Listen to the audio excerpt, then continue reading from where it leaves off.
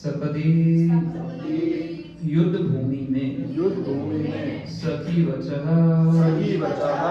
मित्र का आदेश निशम्य सुनकर मध्य बीच में निज अपना परयोः तथा विपक्षी दल बलयोः शक्ति रथ में निवेश्य प्रविष्ट होकर स्थितवती वहाँ रुककर पर सैनिक विपक्षी दल के सैनिकों की आयु उम्र अक्षरा देखने से हृतवती कम करने का कार्य छीन लेना पार्थ पृथा पुत्र अर्जुन का सखे मित्र में रति घनिष्ठ संबंध प्रीति मम मेरा अस्तु हो सपदी सखी वचो निशम्य मध्ये निज परयोर बलरथम निवेश्य स्थितवती पर सैनिकायो रक्षणा हित्वती पार्थ सखे रतिर्ममस्तु सपदी सखी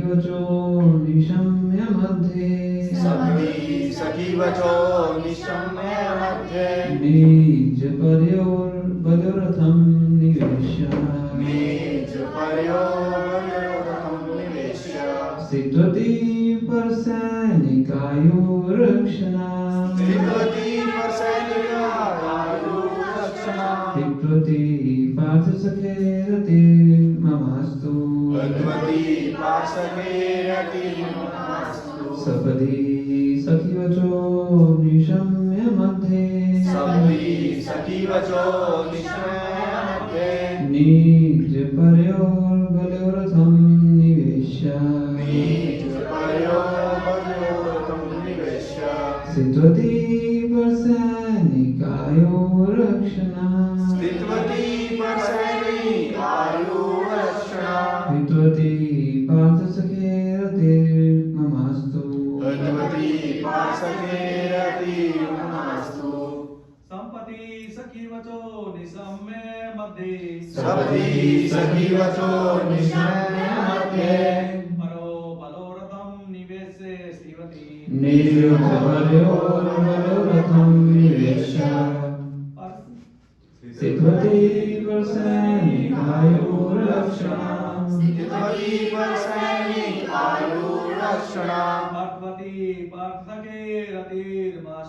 भगवती पार्थके रतिर्मास्तु सप्ती सखी वचो निशम्य मध्ये निज पर्यो बल्यो रथम निवेश्य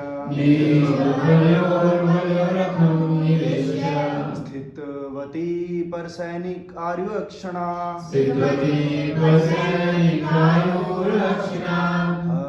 हत्वती पार्थ सखे रतिर्ममस्तु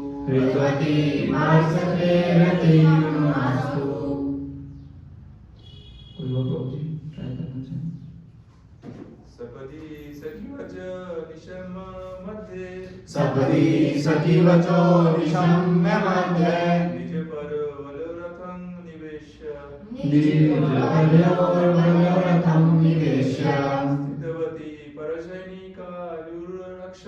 स्थितवती पर सैनिकायुरक्षणा भगवती पार्थ सखे रतिर्ममस्तु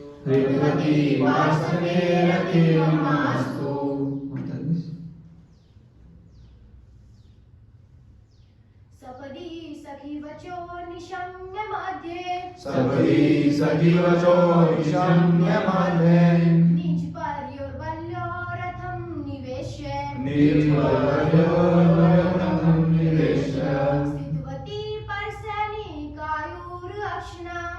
हितवती परसैनिकायुरक्षणाम् कृतवती पार्थसखेरतिर्ममास्तु हितवती पार्थसखेरतिर्ममास्तु।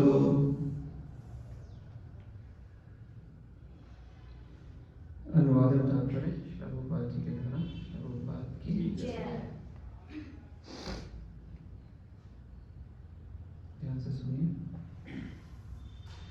अपने मित्र के आदेश का पालन करते हुए भगवान श्री कृष्ण कुरुक्षेत्र के युद्ध स्थल में अर्जुन तथा दुर्योधन के सैनिकों के बीच में प्रविष्ट हो गए और वहां स्थित होकर उन्होंने अपनी कृपापूर्ण चितवन से विरोधी पक्ष की आयु क्षीण कर दी। यह सब शत्रु पर उनके दृष्टिपात करने मात्र से ही हो गया। मेरा मन उन कृष्ण में स्थिर हो। तात्पर्य भगवद गीता 1.21 to 1.25 में अर्जुन भगवान श्री कृष्ण को आज्ञा दी कि वे उसके रथ को सैनिकों के व्यूह के बीच में ले चलें। उसने उन्हें आज्ञा दी कि वे वहां तब तक ठहरे जब तक वह युद्ध में आए हुए उन शत्रुओं का निरीक्षण पूरा ना कर लें जिनसे उसे लड़ना था। जब भगवान से यह कहा गया तो उन्होंने झट से वैसा कर दिया मानो वे कोई आज्ञा पालक हों। भगवान ने विपक्षी दल के सभी महत्वपूर्ण व्यक्तियों की ओर संकेत करते हुए कहा, ये रहे भीष्म, ये रहे द्रोण इत्यादि इत्यादि। परम पुरुष होने के कारण भगवान ना तो किसी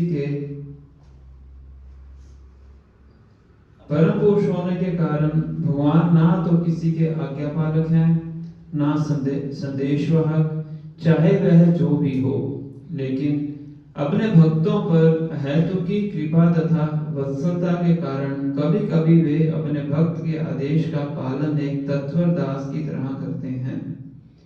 अपने भक्त के आदेश का पालन करते हुए वे उसी प्रकार प्रसन्न होते हैं जिस प्रकार पिता अपने नन्हे बालक के आदेश को पूरा करने से प्रसन्न होता है। यह तभी संभव है जब भगवान तथा उनके भक्तों के मध्य शुद्ध दिव्य प्रेम हो और भीष्म देव इस तथ्य से अवगत थे। इसलिए उन्होंने भगवान को पार्थ सखे कहकर संबोधित किया। भगवान ने अपनी कृपापूर्ण चितवन से विपक्षियों की आयु क्षीण कर दी। कहा जाता है कि कुरुक्षेत्र के युद्ध क्षेत्र में सम्मिलित सारे योद्धाओं का मोक्ष लाभ हो सका क्योंकि मृत्यु के समय उन्होंने साक्षात भगवान का दर्शन किया था। अतएव अर्जुन के शत्रुओं की आयु को क्षीण करने का अर्थ यह नहीं होता कि कृष्ण अर्जुन का पक्ष ले रहे थे। वस्तुतः वे विपक्षियों पर कृपालु थे, क्योंकि यदि वे सामान्य तौर पर घर में मरे होते तो उन्हें मोक्ष लाभ ना हुआ होता। यहाँ उन्हें मृत्यु के समय भगवान के दर्शन करने का तथा भौतिक जीवन से मुक्ति पाने का अवसर मिला था। अतएव भगवान सर्व मंगलमय हैं और वे जो कुछ करते हैं वे सबों की भलाई के लिए होता है। ऊपर से यह सब उनके घनिष्ठ मित्र अर्जुन की विजय के लिए प्रतीत हो रहा था, लेकिन वास्तविक रूप में यह अर्जुन के शत्रुओं की बुराई के लिए था। ऐसे हैं भगवान के दिव्य कार्यकलाप, और जो भी इन्हें समझता है वह भी इस भौतिक शरीर का त्याग करने के पश्चात मोक्ष प्राप्त करता है। भगवान किसी भी हालत में कोई गलत कार्य नहीं करते, क्योंकि वे परम पूर्ण हैं और सर्वदा सबों के लिए मंगलमय हैं। ओम अज्ञानतिमिरान्धस्य ज्ञानाञ्जनशलाकया चक्षुरुन्मीलितं येन तस्मै श्रीगुरुवे नमः। श्रीचैतन्यमनोभीष्टं स्थापितं येन भूतले स्वयं रूपा कदा मह्यं ददाति स्वपदान्तिकं। वन्देऽहं श्रीगुरू श्रीयुतपदकमलं श्रीगुरुवैष्णवांश्च श्रीरूपं साग्रजातं सहगणरघुनाथान्वितं सजीवं साद्वैतं सावधूतं परिजनसहितं कृष्णचैतन्यदेवं श्रीराधा कृष्णपादां सहगण ललिता श्रीविशाखान्वितांश्च करुणा सिंधु दीनबंधु जगत्पते गोपेश गोपिकान्ता राधा कांता नमोस्तुते तप्तकांचन गौरांगी राधे वृंदावनेश्वरी विश्वानुसुते देवी प्रणमामि हरिप्रिये वाञ्छाकल्पतरुभ्यश्च कृपा सिन्धुभ्येव च पतितानां पावनेभ्यो वैष्णवेभ्यो नमो नमः। जय श्री कृष्ण चैतन्य प्रभु नित्यानंद श्री अद्वैत गदाधर श्रीवासादि गौर भक्तवृंद हरे कृष्णा कृष्णा कृष्णा हरे हरे हरे राम राम राम हरे हरे। नमो विष्णुपादाय कृष्णपृष्ठाय भूतले श्रीमते भक्तिवेदांत स्वामिनिति नामिने नमस्ते सरस्वते देवे गौरवाणी प्रचारिणे निर्विशेष शून्यवादी पाश्चात्य देशपालिने।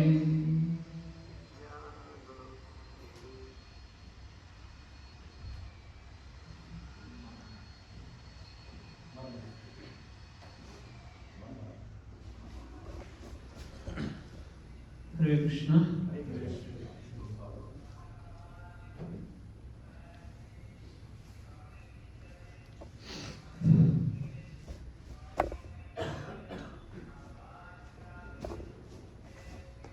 सबका स्वागत है। मैं फोन साइलेंट कर दूं।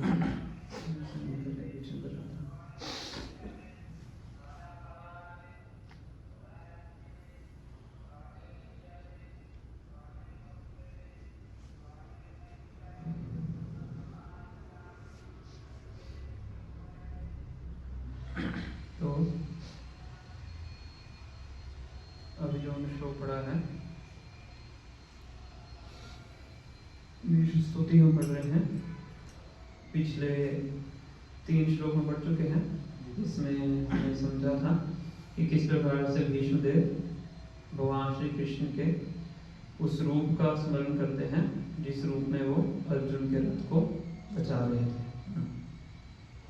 किस प्रकार से उनके बालों में जो जम जाती है, किस प्रकार से घोड़े भागते हैं, वो सब दृश्य वो याद करते हैं। अभी जो 2 श्लोक हैं 35 और 36, इन 2 श्लोकों में भीष्मदेव जो श्रीमद् भगवद गीता का प्रसंग है उसका स्मरण कर रहे हैं। किस प्रकार से अर्जुन और भगवान श्री कृष्ण के बीच में भगवद गीता का संवाद होता है, उस चीज का स्मरण कर रहे हैं।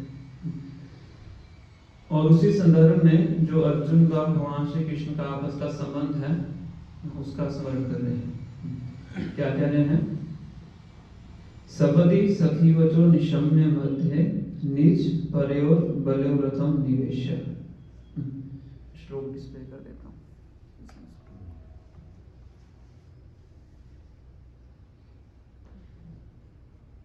सपदि शब्द का अर्थ है कि युद्ध भूमि में सखी वचो, अर्जुन के वचनों को सुनने के बाद भगवान क्या करते हैं? यहाँ पे लिखा हुआ है निज परयो। निज मतलब अपना, खुद की, परयो मतलब पराई, पराया और अपना। तो भगवान भीष्मदेव अर्जुन की जो सेना है, पांडव सेना है, उसके लिए वर्ड यूज कर रहे हैं निज, मतलब वो भगवान के निजी जन थे, ये बता रहे हैं। वो भगवान के अपने थे। और कौरव सेना के लिए क्या वर्ड यूज कर रहे हैं? पर। वो भगवान के लिए पराये थे क्योंकि वो अर्जुन के विरुद्ध थे। तो जो भक्तों के साथ है भगवान उसको अपना निजी जन मानते हैं, जो भक्तों का विरोधी है भगवान उसको पराया मानते हैं। इसे ये समझ में आता है। और आगे इसको और क्लियर करेंगे कि निज और पराये में भगवान के लिए कोई भेद नहीं है। निज परयो बल्यो रथम निवेश्य, कि भगवान क्या करते हैं? जैसे ही अर्जुन बोलते हैं भगवान को, तो भगवान दोनों सेनाओं के बीच में अर्जुन के रथ को लाके खड़ा कर देते हैं। स्थितवती पर सैनिक आयु रक्षणा हितवती भारत सके रति ममास्तु। तो वहां पे खड़े होकर जैसे भगवान श्री कृष्ण ने विरोधी पक्ष के सैनिकों को देखा, अक्षणा मतलब देखा, तो देखने से क्या कर लिया? उनका आयुर हितवती, उनकी आयु छीन ली। मतलब मतलब वो सब मरेंगे, कोई वापस नहीं जाएगा। आयु हृतवती ना, उनकी आयु को भर लिया। हालांकि इसके कुछ और मीनिंग है, वो हम समझेंगे। मैं मोटा मोटा मीनिंग पहले आपको श्लोक का समझा रहा हूँ। हृतवती पार्थ सखे रतिर ममास्तु, ऐसे जो पार्थ के सखा हैं, प्रीथा कुंती महारानी का नाम है, प्रीथा से शब्द आया है पार्थ, उनके पुत्र ना। पार्थ सखे, ऐसे पार्थ के जो मित्र हैं, उनमें मेरी जो रति है वो उत्पन्न हो। क्लियर है? श्लोक का अर्थ क्लियर है?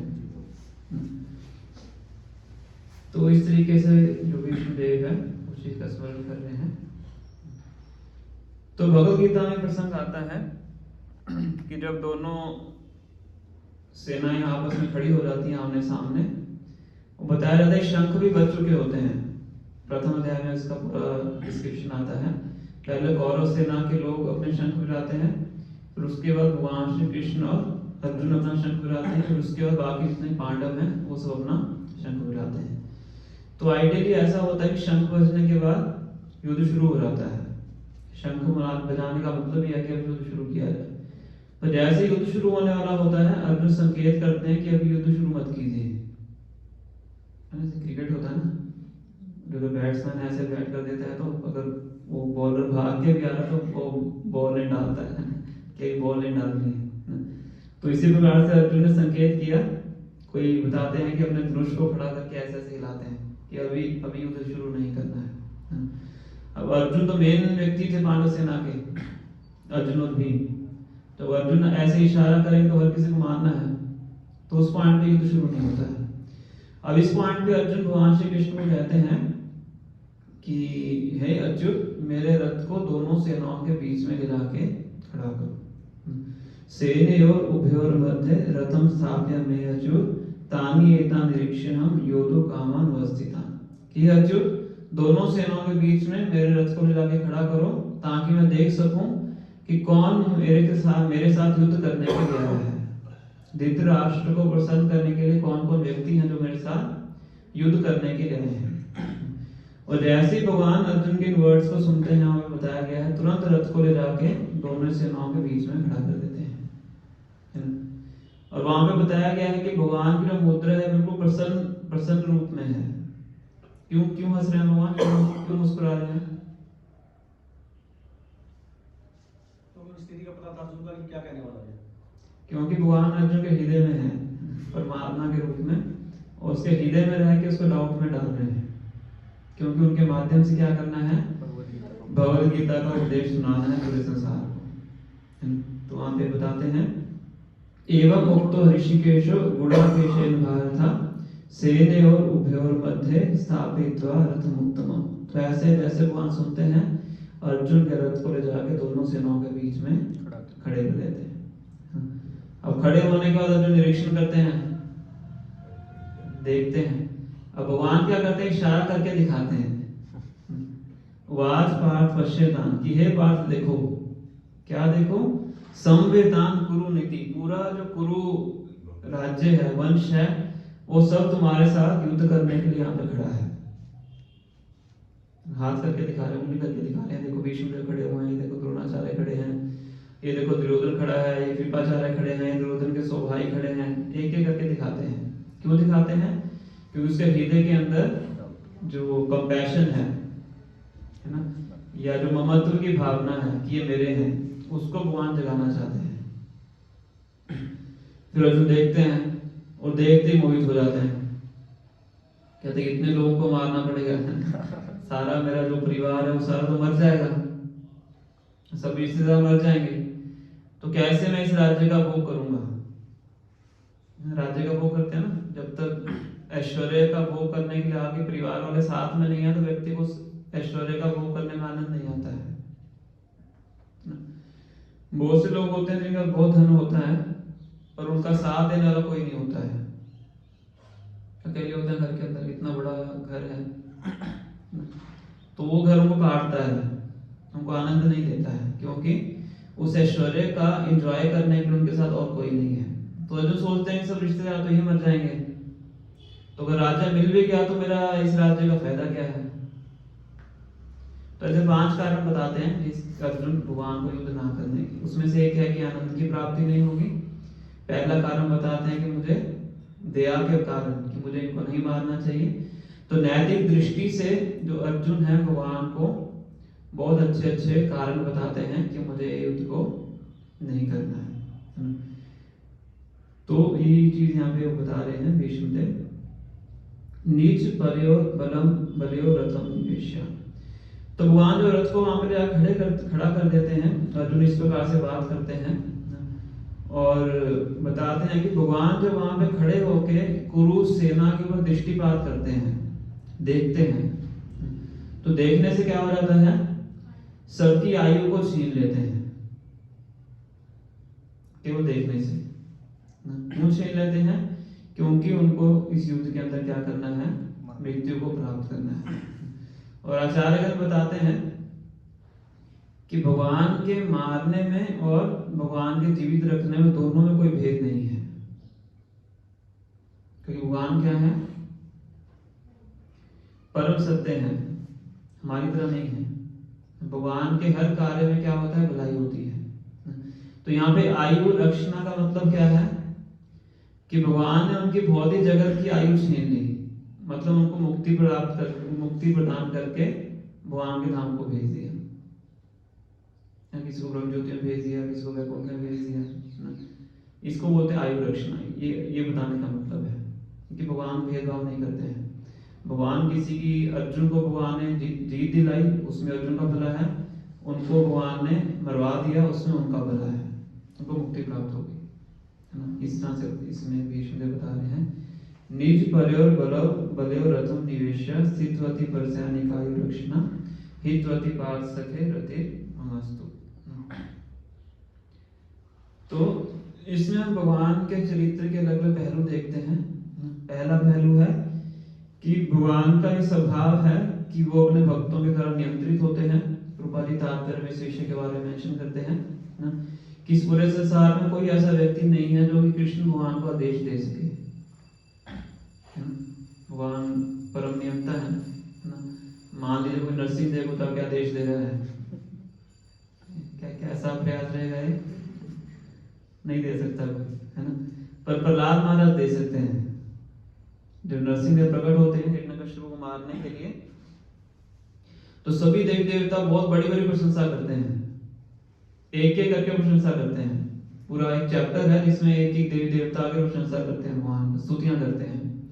पर भगवान प्रसन्न नहीं होते हैं, उनका गुस्सा खत्म नहीं होता। नरसिंह देव का गुस्सा ऐसा था कि जिसको देख के लक्ष्मी देवी भी आगे नहीं जा पाई, जो कि उनकी पत्नी है। लक्ष्मी देवी को आगे भेजते हैं कि आपके पति देव उनको शांत कीजिए। लक्ष्मी देवी एक पांव आगे रखते हैं, फिर दौड़ के वापस आ जाते हैं, कहते आज संभव नहीं है। पर जब प्रहलाद महाराज जाते हैं तो वो तुरंत ही भगवान को शांत कर देते हैं, कि भगवान का संबंध है भक्तों के साथ, भक्तों के प्रति वात्सल्य भाव रहता है ना। इस प्रकार से भगवान को कोई भी कंट्रोल नहीं कर सकता है, पर भगवान स्व इच्छा से अपने भक्तों के द्वारा नियंत्रित होना पसंद करते हैं। इसलिए भगवान अर्जुन के सारथी बने हुए हैं और इससे उनको प्रसन्नता हो रही है। और जैसे ही अर्जुन भगवान को आदेश देते हैं, भगवान तुरंत उनके रथ को ले जाके दोनों सेनाओं के बीच में खड़ा करते हैं। और इस संदर्भ में भगवान का एक नाम यूज हुआ है, अच्युत। अच्युत शब्द का क्या अर्थ है? हाँ, जो अपने भक्तों के आदेश का पालन करने से कभी भी च्युत नहीं होते हैं। च्युत मतलब गिरते नहीं है। ये भगवान का जो ये नाम का अर्थ है, इस प्रकार से यूज हुआ है। तो पहला ये है पॉइंट, भगवान अपने भक्तों के द्वारा नियंत्रित होते हैं। दूसरा है कि भगवान का अपने भक्तों के प्रति एक ममत्व की भावना होती है, पोजेसिव नेचर ना, होता है पोजेसिव लवर। किसको बोलते हैं? जो कंट्रोल करने की कोशिश, मतलब बहुत ज्यादा पोजेशन होता है उसको, कोई और उसको देखे नहीं, है ना, कोई और उसके सानिध्य में ना आए। इसलिए यहाँ पे वर्ड यूज किया गया नीच। नीच मतलब अपना। तो अर्जुन और अर्जुन की जितनी पार्टी थी उसको भगवान अपने निजी जन मानते थे। निजी जन का मतलब क्या है कि भाई हुक और क्रुक उनकी रक्षा करनी है। हुक और क्रुक को हिंदी क्या बोलेंगे? येन केन प्रकार, सामने भी बोल सकते हैं। और किसी ना किसी तरीके से रक्षा करनी है, चाहे नियम ही क्यों ना तोड़ने पड़े। तो भगवान का ऐसा संबंध था पांडवों के साथ। और आगे हम देखेंगे इसके 2 श्लोक के बाद भीष्म ने उसी चीज का वर्णन करेंगे कि कैसे भगवान अपने ही नियम को तोड़ देते हैं अर्जुन को बचाने के लिए। तो भगवान ने बोला था कि मैं शस्त्र नहीं उठाऊंगा, तो अपने वचन को तोड़ देते हैं अर्जुन को बचाने के लिए। जब जयद्रथ से युद्ध होता है तो भगवान सूर्य को रोक देते हैं डूबने से। भगवान के लिए क्या मुश्किल है, सूर्य, वायु, नदियां, चंद्रमा सब भगवान के भय से अपना कार्य करते हैं। तो इसलिए हम वर्ड यूज किया गया निज, भगवान के क्या है, अपने हैं। तो भगवान को पॉजेसिव लवर है। भगवान भगवत गीता के निष्कर्ष में क्या बताते हैं, भगवत गीता का निष्कर्ष क्या है, सर्वधर्मान् परित्यज्य माम एकम, केवल मेरी। ऐसे बोला कि माम शरणम व्रज, ठीक है, मेरी ले लीजिए, साथ में किसी और की भी ले सकते हो, फिर नहीं सिर्फ मेरी, मेरे बिना और कोई नहीं। तो इस तरह से भगवान कई बार बताते हैं कि Krishna is a transcendental aristocratic possessive lover. English में बोलते हैं भगवान दिव्य हैं, ट्रांसेंडेंटल दिव्य, पॉजेसिव मतलब हिंदी में क्या बोलेंगे इसको, किस तरह के प्रेमी है भगवान, जो चाहते हैं कि जो मेरा भक्त है वो मेरे बिना किसी और के पास ना जाए, मेरे पास ही रहे। माम एकम शरणम व्रज, केवल मेरी शरण। उसके साथ भगवान का इस प्रकार का संबंध होता है। जब दुर्योधन और अर्जुन दोनों द्वारका में जाते हैं भगवान से सहायता मांगने के लिए, तो भगवान कहते हैं कि मैं अपना 2 टुकड़ों में वो करता हूँ, विभाजन करता हूँ कि दोनों ही आप मेरे जानकार हैं, दोनों से मेरा संबंध है, तो दोनों की मदद करूंगा। एक तरफ मैं खुद रहूंगा निहत्था, कोई अस्त्र शस्त्र नहीं उठाऊंगा, और एक तरफ मेरी नारायणी सेना है। तो एक व्यक्ति नारायणी सेना चूज कर ले और एक व्यक्ति मुझे चूज कर ले। तो पहले मैं ऑप्शन देता हूँ अर्जुन को, क्योंकि अर्जुन को मैंने पहले देखा है, भगवान अर्जुन को पहले देखते हैं, सो रहे होते उस टाइम। तो दुर्योधन तो पहले ही मन बना चुका होता है कि मुझे तो क्या चाहिए, नारायणी सेना चाहिए, मैं इस निहत्थे द्वारकाधीश का क्या करूंगा, तो मुझे तो सेना चाहिए। कोई नारायणी सेना 4 हाथों वाली सेना है और आज तक कभी हारी नहीं है। और अर्जुन का तो स्वाभाविक था, अर्जुन ने क्या बोला कि मुझे तो आप ही चाहिए, और इस तरीके से चाहिए कि युद्ध भूमि में हमेशा मेरे साथ रहे। युद्ध भूमि में योद्धा के साथ कौन रहता है, साथी रहता है, और कोई नहीं रहता है। सिर्फ साथी होता है जो कि युद्ध में उसके साथ रहता है, बाकी सब तो गए ना। जैसे प्लेन ने का फ्लाइट पकड़ ली तो आपके साथ सिर्फ पायलट ही है ना, बाकी सब भूमि पे है ना। इसी प्रकार से एक बार युद्ध के मैदान में उतर गए तो बस साथ ही आपके साथ है और कोई आपके साथ नहीं है। तो इसलिए अर्जुन भगवान को कहते हैं कि आप, मैं चाहता हूं कि आप मेरे सारथी बने। ये सारथी का बहुत महत्वपूर्ण रोल होता है युद्ध के अंदर। और दुर्योधन खुश हो जाता है कि मुझे क्या मिल गई, भगवान की नारायणी सेना है ना। इसी प्रकार से हम देखते हैं जगत के अंदर हर किसी को भगवान की शक्ति चाहिए ना। शक्ति मतलब पावर, भगवान के ऐश्वर्य। धन भी एक शक्ति है, लक्ष्मी शक्ति है, राधा रानी भगवान की शक्ति है, अंतरंगा शक्ति है। तो हर किसी को लक्ष्मी चाहिए पर भगवान नहीं चाहिए ना। जो अभक्त है उसको क्या चाहिए, भगवान की शक्ति चाहिए, मतलब नारायणी सेना चाहिए या फिर धन चाहिए। पर भक्त है उसको क्या चाहिए, उसको भगवान चाहिए। दोनों में अंतर है ना। अल्टीमेटली हर कोई ढूंढ भगवान को ही रहा है। भगवान 4 चैप्टर बताते हैं, कौन सा श्लोक है वहां, ये यथा मां प्रपद्यन्ते ताम तथैव जाम्यहम् मम वर्तम अनुवर्तन्ते मनुष्य पाद सर्वशः। कि हर कोई अल्टीमेटली मुझे ही ढूंढ रहा है, उसको भी पता कि मैं कृष्ण को ढूंढ रहा हूँ और ढूंढ रहा है कृष्ण को, है ना। तो जिसको धन चाहिए वो भी भगवान की शक्ति को ढूंढ रहा है, जिसको बल चाहिए वही भगवान की शक्ति को ढूंढ रहा है। सबसे बलवान भगवान है, सबसे धनी भगवान है ना। बल भी भगवान की शक्ति है और धन भी भगवान की शक्ति है। तो अल्टीमेटली किसको ढूंढ रहे हैं, भगवान को ढूंढ रहे हैं। क्योंकि शक्ति और शक्तिमान में भेद नहीं है। पर जो भक्त हैं उनको कौन चाहिए, उनको भगवान चाहिए। जो अभक्त है उनको भगवान की शक्ति शक्ति चाहिए। रावण को सीता चाहिए थी पर राम नहीं चाहिए थे, इसलिए क्या हुआ, पूरी लंका का विनाश हो गया, है ना। तो ये हम यहाँ पे समझ सकते हैं कि भक्तों को भगवान चाहिए, इसलिए भगवान का अपने भक्तों के साथ बहुत गहरा संबंध होता है, इसलिए भक्त भगवान के क्या बन जाते हैं, निजी जन बन जाते हैं, है ना। पर्सनल जो एंटूराज होता है वो बन जाता है। ये दूसरा हम सब यहाँ से सीखते हैं।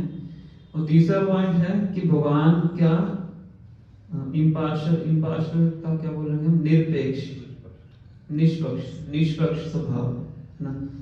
एंड ऑल मर्सीफुल नेचर, कृपा वाला जो स्वभाव है। तो भगवान कभी भी पक्षपात नहीं करते हैं। दिखने में कई बार लगता है कि भगवान पक्षपात कर रहे हैं, है ना। दिखने में लग रहा है कि भगवान अर्जुन की साइड ले रहे हैं और कौरवों के विरुद्ध युद्ध लड़ रहे हैं, है ना। पर आंतरिक रूप में गहराई से समझा जाए, भगवान दोनों का ही भला कर रहे हैं। जो कौरव साइड की जो सेना है, उन सब पे भगवान ने कैसे कृपा की, उनको मरवा के उनको मोक्ष प्रदान करके, है ना। जब भगवान व्रज में थे तो बहुत से असुरों का वध करते हैं, अलग अलग प्रकार के असुर आते हैं, और जितने भी असुरों को मारते हैं सभी असुरों को क्या मिलता है, मोक्ष प्राप्त होता है, ना। पूतना को तो भगवान अपने धाम में भेज देते हैं कि पूतना भगवान को दूध पिला के मारने के लिए आई थी, तो भगवान कहते दूध तो माता पिलाती है, तो इसकी इच्छा है मेरी माता के रूप में सेवा करने की, तो गोलोक वृंदावन में धात्री बना देते हैं। तो ये भगवान का क्या है, भगवान का स्वभाव है। भगवान हर किसी पे कृपा करते हैं, कृपा करने का तरीका अलग अलग हो सकता है, इसलिए भगवान क्या है, संभाव है, पर अपने भक्तों के साथ उनका एक अलग रिलेशनशिप है। जैसे जज होता है वो सबके लिए संभाव है, कानून के अनुसार कार्य करता है, चाहे वो चोर है, चाहे वो कोई अच्छा कार्य करने वाला व्यक्ति है, पर अपने बच्चे के साथ उसका गहरा संबंध है। आप ये नहीं कह सकते कि अपने बच्चे से प्रेम करता है तो वो पक्षपात करता है, ऐसा नहीं है। तो भगवान का भक्तों के साथ अलग स्वभाव है, पर जनरली भगवान हर किसी के साथ संभाव रहते हैं। प्रभुपाद ये 3 पहलू तात्पर्य में चर्चा करते हैं। तो अभी हम अगला श्लोक है उसको चर्चा करेंगे, कि दोनों श्लोक एक ही लाइन में है। मेरे पीछे दोहराइएगा।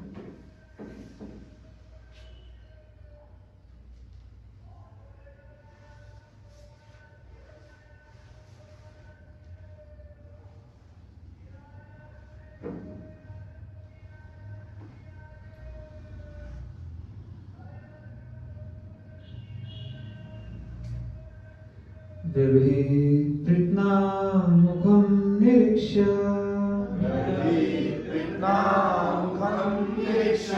स्वजन वदादिमुखस्य दोष बुद्ध्या कुमतिम् अहरत् आत्मविद्याय चरन् रतिः परमस्य तस्य मे अस्तु।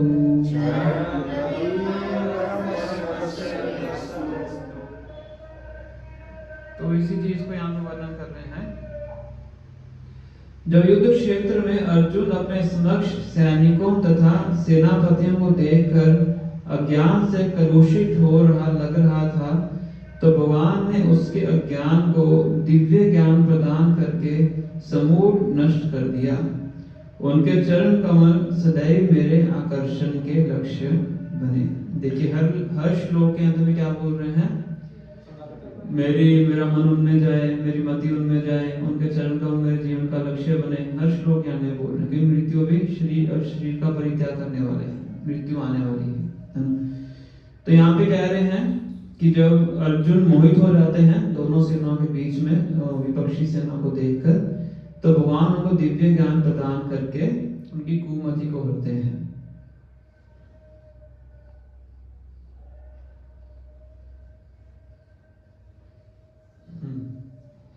व्यवहित प्रीतना मुखम निरीक्षण, प्रीतना मतलब जो दुश्मन है, मुखम निरीक्षण उनको देख के निरीक्षण करके, स्वजन वधात अपने जनों का वध करने से क्या हो गए अर्जुन, विमुखस्य विमुख हो गए, है ना।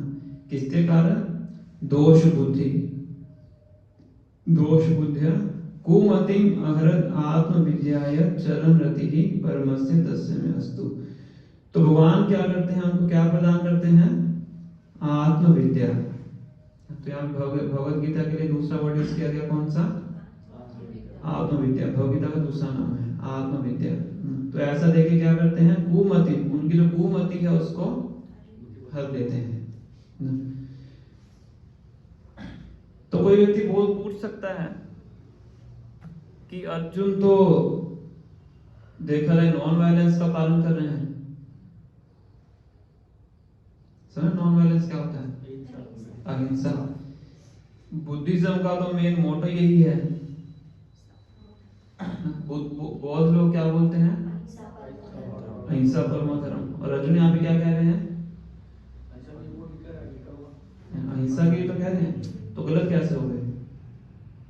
वर्ड यूज किए गए यहाँ पे दोष बुद्धि, क्योंकि बुद्धि में दोष आ गया। श्लोक पूरा नहीं, श्लोक पूरा नहीं है, मतलब आगे भी है ना श्लोक, इतना ही था। अहिंसा परमो धर्म, पता नहीं, मैं तो इतना ही, आगे भी होगा कोई। भगवद गीता में धर्म हाँ? धर्म नहीं, अहिंसा परमो धर्म, धर्म हिंसा ऐसे कुछ करके है ना, नीचे श्लोक पूरा है। नहीं भगवद गीता में तो नहीं है, किसी और में भी जो गौतम बुद्ध ने जो वो दी है शिक्षाएं दी हैं उनमें से नॉर्मली हम एक लाइन, एक टैग लाइन यूज करते हैं, अहिंसा परमो धर्म। एक क्या था यही सुनी है मोस्टली। तो इस चीज को मानते हैं। तो नैतिक दृष्टि से देखा जाए तो अर्जुन सही बात कर रहे हैं। मॉरल ग्राउंड्स पे अगर आप देखा जाए तो क्या कर रहे हैं अर्जुन? सही कह रहे हैं, नहीं मारना चाहिए, है ना? परिवार वालों को नहीं मारना चाहिए। और अर्जुन तो भगवान को यहाँ तक बोल देते हैं, अहो बत महत् पापम कर्तुम व्यवसिता वयम यद राज्य सुख लोभेन हन्तुम स्वजन मुद्यता। कि हे कृष्ण, हम कितना बड़ा पाप करने जा रहे हैं। अहो बत, कितनी हैरानी की बात है ना? अहो बत महत् पापम, कितना बड़ा पाप करने के लिए जा रहे हैं। किस लिए? यद राज्य सुख लोभेन, राज्य के सुख के लोभ में। भगवान को बीच में ले लिया, भगवान को भी साथ में बोल रहे हैं कि आप मुझसे पाप करवा रहे हैं। तो इसलिए बोला गया दोष बुद्धि। दोष बुद्धि मतलब कि जो केवल अपने स्वार्थ के लिए अर्जुन सोच रहे हैं। अपना स्वार्थ में सोच रहे हैं क्योंकि मेरे निजी जन हैं, मेरे खुद के रिश्तेदार हैं। पहले कितने लोगों को मार चुके हैं क्षत्रिय होने के नाते। ऐसा तो है नहीं कि पहले नहीं मारे, इतने लोगों को मार चुके हैं। जब वनवास खत्म होने वाला होता है, विराट देश जो विराट के राज्य में रह रहे होते हैं, विराट नाम के राजा के राज्य में, उसके बाद भी युद्ध होता है इनका, अर्जुन का बहुत बड़ा युद्ध होता है। उसमें भीष्मदेव होते हैं, द्रोणाचार्य होते हैं, सब होते हैं उसमें बहुत ज्यादा सैनिकों को हराते हैं। तो वो क्षत्रिय हैं, इतना कुछ कर चुके हैं, पर अभी क्या सोच रहे हैं? मेरे घर के आदमी है ना? तो जो क्षत्रिय का कर्तव्य है उसको भूल गए हैं। क्षत्रिय का क्या कर्तव्य है? युद्ध चपि अपलायनम, युद्ध में कभी पीठ दिखा के नहीं भागता है, और धर्म की स्थापना करने के लिए युद्ध करता है, धर्म की रक्षा करने के लिए युद्ध करता है ना? और जितने भी कौरव थे वे किस तरफ थे? अधर्म की साइड पे थे। कोई भी कार्य उनका उठा लीजिए, जो भी कार्य किया उन्होंने अधर्म का ही किया है, खासकर पांडवों के साथ। पर क्योंकि मेरे हैं इसलिए मैं इनको नहीं मारूंगा। तो अपना जो धर्म है, क्षत्रिय का धर्म है, मैं उसको पूरा नहीं करूंगा ना। तो क्या हो गया अर्जुन के मति के अंदर? इसको भीष्मदेव बोल रहे हैं दोष बुद्ध है। और भीष्मदेव कौन है? महाजन है, और इतने ज्ञानी व्यक्ति हैं कि आप देखिए मृत्यु शैया के ऊपर लेट के प्रवचन कर रहे हैं। हमारी थोड़ी ठंड बढ़ जाए उसमें प्रवचन करना कठिन हो जाता है, या प्रवचन सुनना कठिन हो जाता है। वो तो बानों की शैया के ऊपर लेट के प्रवचन कर रहे हैं अंतिम समय, और इतने दिनों से लेटे हुए हैं, है ना, युद्ध भूमि के अंदर। तो शरीर की कैसी हालत होगी आप सोच सकते हैं। तो इतना विद्वान व्यक्ति क्या कह रहा है अर्जुन की मति को? दोष बुद्धि। क्योंकि बुद्धि में क्या आ गया है? दोष आ गया, क्योंकि अपने खुद के इंटरेस्ट के बारे में सोच रहे हैं, सेल्फिश हो गए। साधारण मॉडर्न लैंग्वेज में बोला जाए, है ना? फिर बाद में क्या कहते हैं? कुमतिम, फिर दूसरा वर्ड यूज करते हैं कुमतिम। एक होती है सुमति, एक होती है कुमति, है ना। कुमति मतलब, कुमति क्यों बोला गया है? क्योंकि भगवान की इच्छा के विरुद्ध कार्य करने का प्रयास कर रहे हैं। उनको पता है कि भगवान चाहते हैं कि युद्ध हो, पर वो क्या समझ रहे हैं कि ये पाप करवा रहे हैं। अहो बहुत महत पापम, कितना बड़ा पाप हम करने जा रहे हैं आप और मैं, है ना।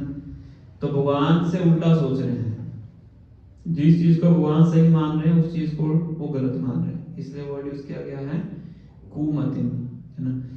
तो इस समय पे फिर भगवान क्या करते हैं, अर्जुन को आत्मविद्या भगवत गीता का संदेश देते हैं और उनकी कुमति को हर लेते हैं।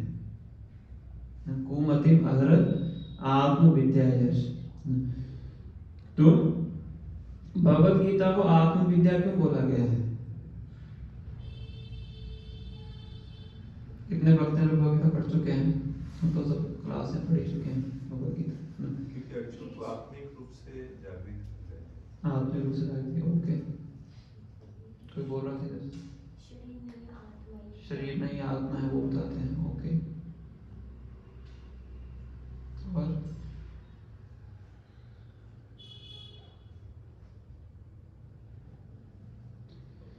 तो सबसे पहले तो भगवान अर्जुन को, जैसे माता जी ने बताया है, पहले तो हमारी जो असली आइडेंटिटी है उसके बारे में बताते हैं, सही पहचान क्या है कि हम शरीर नहीं, हम क्या हैं, महात्मा हैं। फिर आत्मा का वास्तविकता में स्वार्थ क्या है। स्वार्थ हम यूज करते हैं ना कि तुम बड़े स्वार्थी हो, है ना। तो स्वार्थ तुम तब होगे जब हमें अपनी असली पहचान पता होगी, है ना। हम अपनी पहचान गलत करते हैं, इसलिए हमारा स्वार्थ भी गलत है। हम अपनी पहचान क्या करते हैं, शरीर के साथ। तो इस शरीर के लिए कुछ स्वार्थ अगर हम करते हैं तो वो भी गलत है, कि पहचान ही गलत है। तो श्रीमद् भागवतम में बताया गया है, नाते विदु स्वार्थ गतिम ही विष्णु। लोगों को पता ही नहीं है कि उनका स्वार्थ क्या है, भगवान विष्णु के पास जाना। नाते विदु, नहीं जानते हैं क्या, स्वार्थ गतिम ही विष्णु। उनका वास्तविक स्वार्थ क्या है, भगवान विष्णु के पास जाना। स्वार्थ मतलब स्व अर्थ, अर्थ मतलब मीनिंग, आत्मा का मीनिंग। आत्मा का मतलब क्या है, लक्ष्य क्या है, भगवान विष्णु के पास जाना। ये हमारा वास्तविकता में स्वार्थ है। तो भगवद्गीता में स्वार्थ के बारे में बताती है, मन मना भव मत भक्तो मद याजी माम नमस्कुरु माम वैश्यति सत्यम ते, मेरे पास लौट के वापस आओगे, ये आत्मा का स्वार्थ है। तो ये सारा ज्ञान भगवान अर्जुन को भगवद गीता में प्रदान करते हैं, इसलिए उसको बोला गया है आत्मविद्या। और जब अर्जुन इस पूरे ज्ञान को समझते हैं, फिर उनकी जो बताया गया कि दोष बुद्धि है वो खत्म हो जाती है। अपने बारे में ना सोच के भगवान के आदेश के बारे में सोचते हैं। कुमति खत्म हो जाती है, क्योंकि अब वो भगवान के आदेश के अनुसार कार्य करते हैं। नष्ट मोहा स्मृति लब्धा तत्प्रसादात् मे अच्युता स्थितो अस्मि गत संदेह करिष्ये वचनं तव। एंड में अर्जुन बोलते हैं ना कि मेरा सारा मोह दूर हो चुका है, सारे डाउट्स क्लियर हो चुके हैं, अब जो आप बोल रहे हैं मैं वो करने को तैयार हूँ। फिर अपना गांडीव धनुष उठाता है, फिर सबके ऊपर विजय प्राप्त करते हैं। तो इस प्रकार से इस पूरी लीला का जो स्मरण है, भीष्म देव भगवान श्री कृष्ण का दर्शन करते हुए अपने मृत्युशैया पे कर रहे हैं कि किस किस प्रकार से इतनी महत्वपूर्ण घटना, ऐसा जो ज्ञान है जो कि आगे पूरे हजारों करोड़ों साल तक रहेगा। भगवद्गीता का जो ज्ञान है इतनी देर तक चलेगा, वो ज्ञान भगवान ने कहाँ पे दिया है, युद्ध भूमि में। ऐसा नहीं किसी एसी रूम में बैठ के आराम से दिया है, युद्ध भूमि के अंदर सबके सामने दिया है। तो इस लीला का स्मरण करके तो भीष्म देव है उसको बड़े प्रसन्न हो रहे हैं और भगवान से प्रार्थना कर रहे हैं कि ऐसे जो कृष्ण है, जिनका अपने भक्तों के प्रति इतना स्नेह है कि वो उनको अपना निजी जन मानते हैं, उनके द्वारा नियंत्रित हैं, जो कि इतने निष्पक्ष हैं और इतने कृपालु हैं, ऐसे जो श्री कृष्ण हैं उनके चरणों में जो मेरी रति है वो जागृत हो। तो इस प्रकार से 2 श्लोकों में पढ़े हैं, अभी 10:21 हुए हैं, 5 मिनट है हमारे पास। ये भक्तों के प्रश्न है तो पूछ सकते हैं।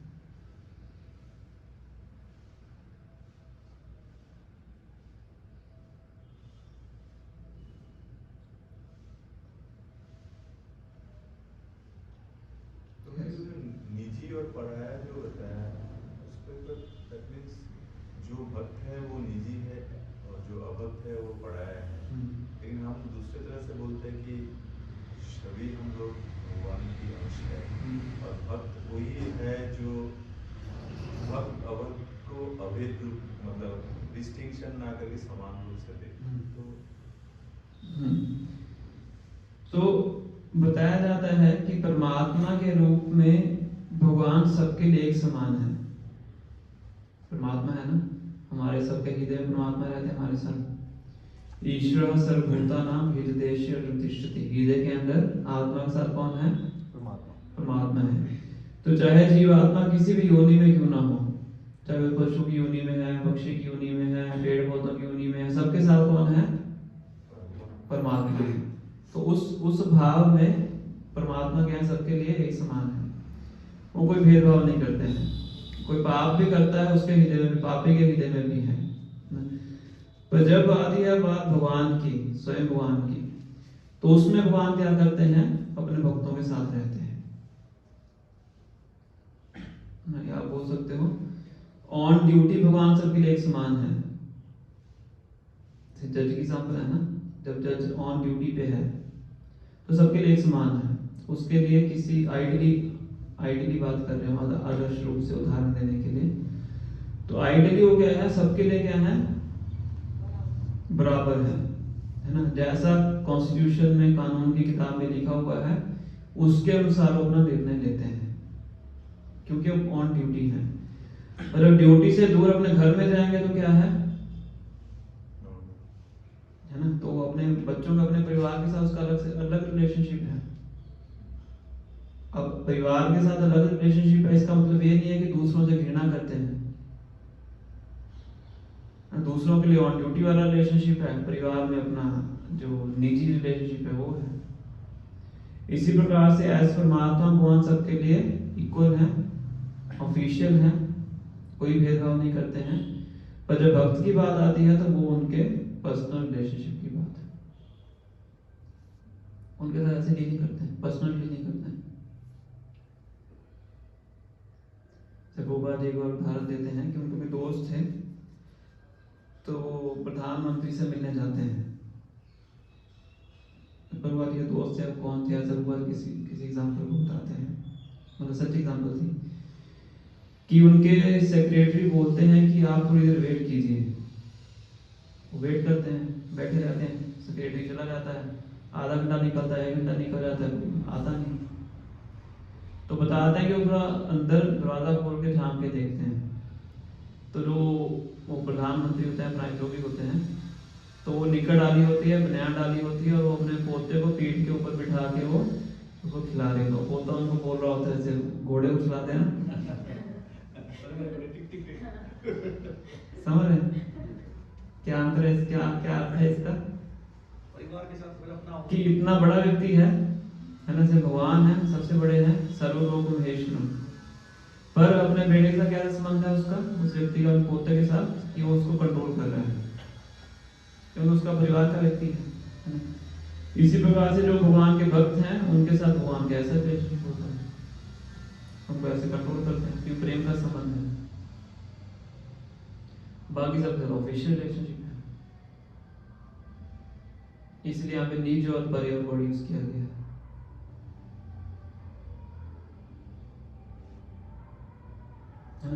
अब कल को कोई व्यक्ति आके उसके बच्चे को तंग करे,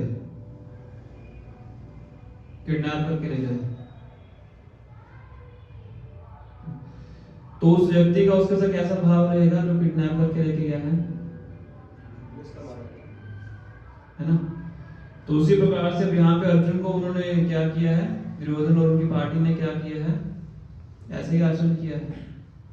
उनकी वाइफ को इंसल्ट करने का प्रयास किया है, भीम को जहर दे के मारने का प्रयास किया गया है, पांचों को लाक्षागृह में जलाने का प्रयास किया गया है, चीटिंग करके उनको वनवास में भेज दिया गया है। अब वनवास की शर्तें पूरी करने के बाद भी उनका राज्य नहीं दे रहे हैं, इसलिए पराया वर्ड यूज किया गया है कि मेरे जो भगवान के भक्त हैं उनके प्रति ऐसा कार्य किया। तो इस एग्जाम्पल से करके आप समझ सकते हैं, क्योंकि मेन जो इसमें समझने वाली बात है वो रिलेशनशिप वाली बात है।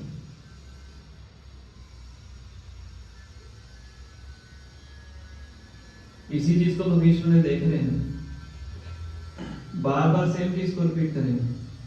आगे 2 श्लोक बताएंगे कैसे अर्जुन की रक्षा के लिए भगवान ने अपना वचन तोड़ दिया। फिर बाद में बताएंगे कैसे अर्जुन की रथ की रक्षा करने के लिए भगवान ने अलग अलग प्रकार के हथकंडे अपनाए, आगे बताएंगे पूरा ना। कर्ण ने जो बाण छोड़ा था अर्जुन को मारने के लिए, तो वहां जोर से पाँव मारते हैं रथ के ऊपर, रथ के जो टायर हैं वो जमीन में धस जाते हैं, तो बाण अर्जुन की छाती पे ना लग के उनके मुकुट पे लगता है। तो ऐसा कर करके भगवान ने अर्जुन को बचाया है, वो सब याद करेंगे बीच में। मेन रिलेशनशिप का ही स्मरण कर रहे हैं, मतलब आंतरिक इच्छा ही प्रकट कर रहे हैं कि मुझे भी ऐसा रिलेशनशिप चाहिए। तो पार्थ सखे रति ममास्तु, ऐसे जो पार्थ के जो मित्र हैं उनमें मेरी रति हो, मतलब ऐसी मित्रता वो भी चाहते हैं, ऐसा संबंध हो चाहते हैं, इसलिए है ही संबंध तो महाजन है, वीर रस में भगवान के साथ।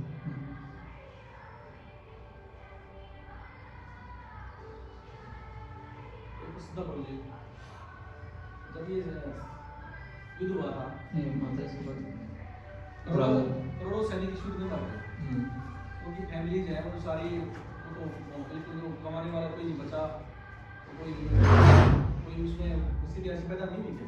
उससे क्या दूषित होने या उस प्रकार का जैसे कोई बचे नहीं। ये भी अर्जुन का एक कारण था, 5 कारणों में चौथा कारण अर्जुन का ये था ना, कि जो कुल की स्त्रियां दूषित हो जाएंगी, कुल की स्त्रियां दूषित हो जाएंगी तो वर्ण शंकर पैदा हो जाएंगे, वर्ण शंकर पैदा हो जाएंगे तो क्या हो जाएगा, जो पिंडदान की क्रियाएं वो बंद हो जाएंगी, लुप्त पिंडोदक क्रिया, पिंड क्रिया बंद हो जाएगी, तो हमारे पूर्वज सब नरक में चले जाएंगे। ये अर्जुन का एक 5 में से एक कारण ये भी था। पर भगवान चौथे अध्याय में बताते हैं कि अगर युद्ध नहीं करोगे तो ये होगा, है ना। अगर युद्ध नहीं करोगे तो क्या हो जाएगा, लोग तुम्हारे एग्जाम्पल को फॉलो करेंगे। तुम एक नेता हो, अर्जुन एक नेता थे, बड़े व्यक्ति थे, तो तुम अपना कर्तव्य छोड़ के जा रहे हो तो लोग भी अपना घर छोड़ के चले जाएंगे, अपना कर्तव्य को छोड़ देंगे, फिर वर्ण शंकर पैदा होंगे। तो कुरुक्षेत्र के बाद उन सब का क्या होगा वो तो फिर देखना पड़ेगा। उस केस में क्या कुछ तो क्या होगा, युधिष्ठिर महाराज ने, जो युधिष्ठिर महाराज राजा बने, एक नहीं था, पूरी करोड़ों फैमिलीज का मैटर था। तो कुछ होगा, कुछ व्यवस्था बनाई होगी। पहले तो वो सिस्टमैटिक होता, आज की लड़ाइयों की तरह तो नहीं होता, सिविल जहाँ पे जनसाधारण रहता है वहाँ पे बहुत फूटे रहते हैं। पहले शहर से बाहर जाके अलग जगह लड़ाई की जाती थी, हाँ, तो उसका भी कुछ व्यवस्था की गई हो, कुछ कि हर घर से एक व्यक्ति रहे घर में, कुछ ऐसा शायद किया हो। बच्चा रहे पिता ही जाए, ऐसा सिस्टम बनाया गया। इतना डिटेल तो महाभारत में होगा, चेक करना। दिलीप के बच्चे छोटे हैं प्रभु जी, दिलीप के छोटे बच्चे हैं, भारत बड़े हैं तो मान लीजिए। नहीं, कहाँ से आ गया पीछे आएगा, छोटे बच्चों ने पालन पोषण का होता है, हमारे लोग बड़े और उसकी समस्या है। जो चर्चा हो रही है उससे बात करें ना, किसी और का नाम नहीं लेना चाहिए क्लास के। मतलब एग्जांपल दिया है इसके लिए, ये बात ये है ना। कोई और प्रश्न है किसी का? ठीक है। श्री श्री राधा भगवान की, श्री श्री कृष्ण भगवान की, श्री राम भगवान की, श्री श्री गौर की, जय गुरु श्री प्रभुपाद की, गौर प्रेमी हरे कृष्णा कृष्णा कृष्णा हरे हरे, हरे राम